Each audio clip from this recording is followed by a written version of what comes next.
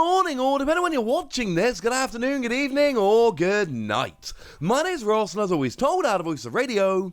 So today, we need to look at a couple of new Pokemon cards which have me rather interested indeed.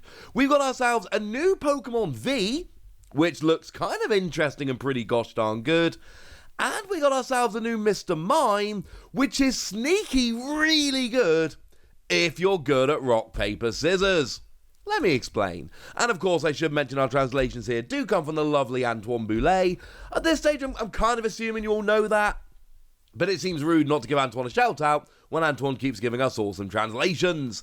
So starting off with Gallade V here, what we've got is 220 HP, which is pretty standard. That is your average, ordinary, everyday run-of-the-mill Pokemon V. Some go down to 210, but 220 is about right.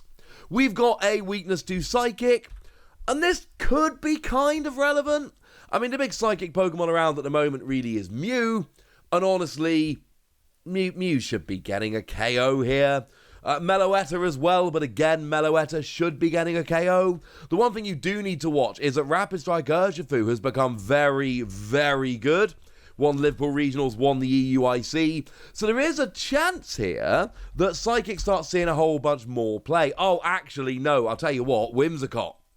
Whimsicott is actually seeing a bunch of play lately, and yeah, Whimsicott will get a nice easy KO, so maybe be worried about Whimsicott.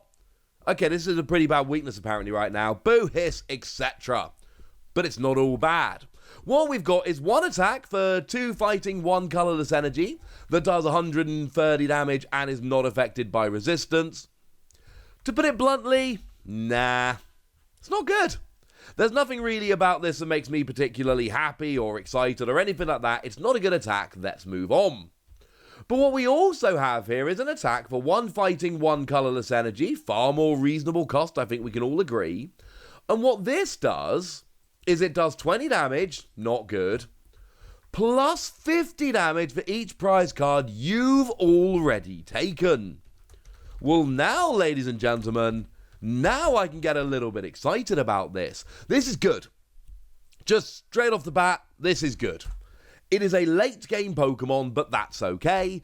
2 energy, we can accelerate the second, we'll get to that in a minute. The fact that it's colourless is huge.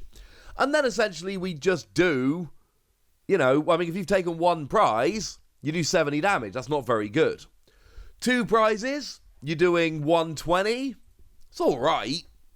By the time you hit 3 prizes, you're hitting 170. Now, 170 is pretty big, because then it means if you're hitting for weakness, you're getting a KO.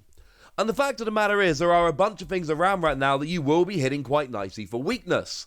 I mean, Arceus V-Star, definitely the big one here. But then we've also got Gengar V-Max, Jolteon V-Max.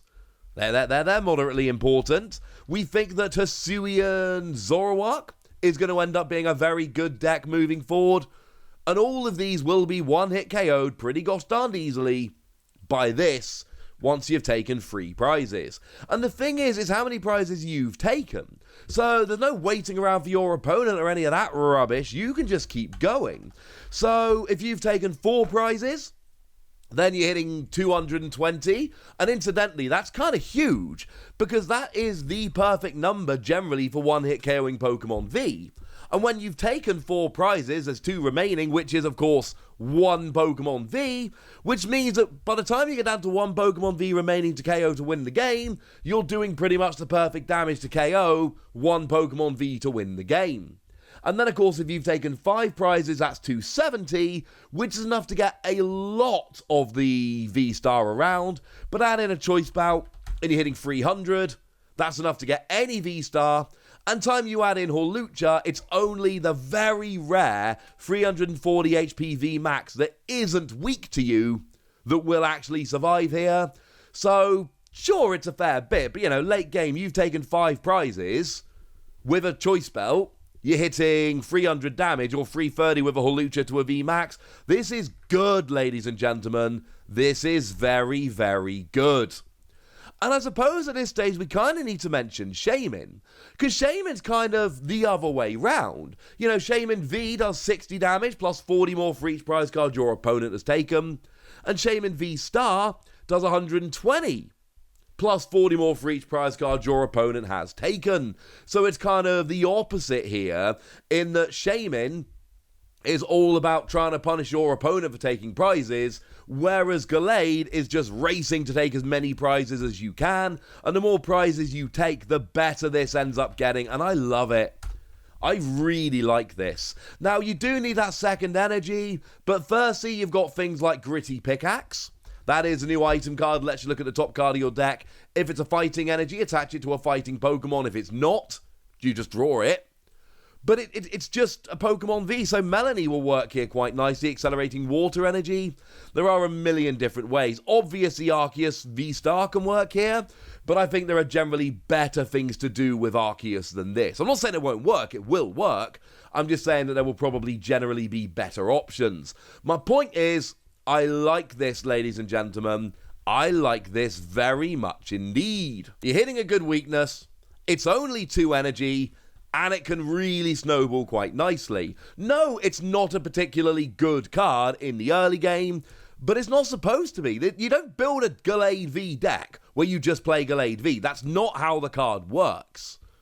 The way you do it is you have this in your deck for the mid to late game when you need something a little bit more powerful. You start the game with something else, and then you lean into this as you go. I like it.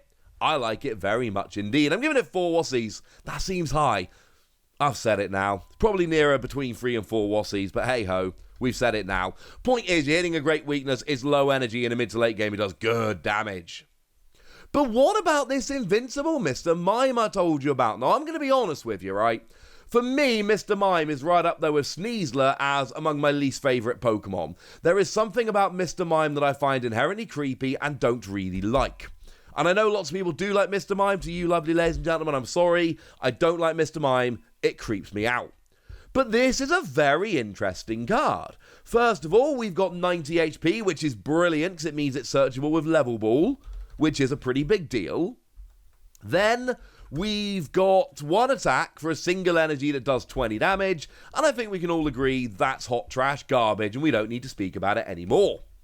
But there is another attack which is significantly more interesting. For 1 psychic, 2 colourless energy, you deal 90 damage, and then you play rock, paper, scissors with your opponent. If you win rock, paper, scissors, ignore all effects, including damage, of attacks done to this Pokemon during your next turn. It makes you actually invincible. Not, well, you stop effects, but you don't stop damage. Not, oh, you stop damage, but your opponent can still poison you and burn you and whittle away in that regard. No, actual, full-on, immune, invincible. And here's the thing, and I know some people argue about this, it's not something I want to get into a huge debate here, but as far as it goes, this is not random. This is a game of skill. Now, how much skill is involved in rock, paper, scissors, you can have an argument with, and, you know, we can talk about that some other time, all right? Point is that rock, paper, scissors, there is a World Championships. And over in Japan, they do use rock, paper, scissors in Pokemon and a bunch of other card games to decide who goes first. Now, I've never played a tournament in Japan, though one day I hope to correct that, because I would love to play in a Japanese tournament. But I know a bunch of people that have. And they have told me that actually there is a lot to this, and good players who know how to do rock, paper, scissors and can kind of guess their opponent, etc., can actually go first more than 50% of the time, and that can make a huge difference. And that's essentially where we are here. If you're good at rock, paper, scissors, and some people believe they are good at rock, paper, scissors, some people are world champions of rock, paper, scissors, again, exactly how much skill is involved, we can have an argument about another time. But if you can consistently win at rock, paper, scissors, you can consistently have immunity, be invincible, not be touched by your opponent. That's a big deal, ladies and gentlemen. That's a very, very, very big deal. Now, it must be borne in mind at this stage, it's not the cheapest attack ever, it's free energy on a 90 HP Pokemon, which means if and when you get KO'd, you are going to end up losing quite a bit of resources. You know, in order to actually use this, that's going to suck, so you need to make sure you win rock, paper, scissors. But we've talked about psychic Pokemon lately and how many advantages they've got. You've got things like Cresselia in the early game, and you can accelerate energy while drawing cards with Shadow Rider Calyrex, and you've got a bunch of options. And because it's 2 energy, you can use Twin Energy before rotation, although admittedly this should be coming out over here about when rotation happens, and Double Turbo Energy outside of that, although do please remember that Double Turbo Energy reduces the damage you do by 20. But then we mentioned earlier how Psychic Weakness is kind of awkward because stuff like Rapid Strike Urshifu is weak, and people might be going after that. So actually, here, if you can get 2 hits in on Rapid Strike Urshifu, you'll get a KO. So you only need to win Rock, Paper, Scissors a single time, and all of a sudden, you're winning. And you're getting a KO on a free prize Pokemon. Really, how good this card is depends on how reliable you think and how good you think you are at rock, paper, scissors. And it really is as simple as that. If you think you're good at rock, paper, scissors, you can absolutely crush with this. I'm not sure how many people think they are that good, but it's certainly an interesting situation and one that I'm going to be following. I can just see somebody playing this and going, you know what? I'm going to rock, paper, scissors, I'm going to win every time, and their opponents hating them because they're right. But now, ladies and gentlemen, I want to know what you think about this, so let me know in the comment section. Go nuts! Be nice! And then make sure you like this video, subscribe to this channel, follow me on Twitter at TheWasi, and Twitch for some live action at twitch.tv/PTCG Radio. If you want to support the channel, get some bonus podcasts and all that good stuff, head on over to patreon.com/PTCG Radio, where you can do exactly that. But by far the most important thing as always, look after yourselves till next time, would ya? Thank you very much for watching. My name's Ross, and you've been watching PTCG Radio.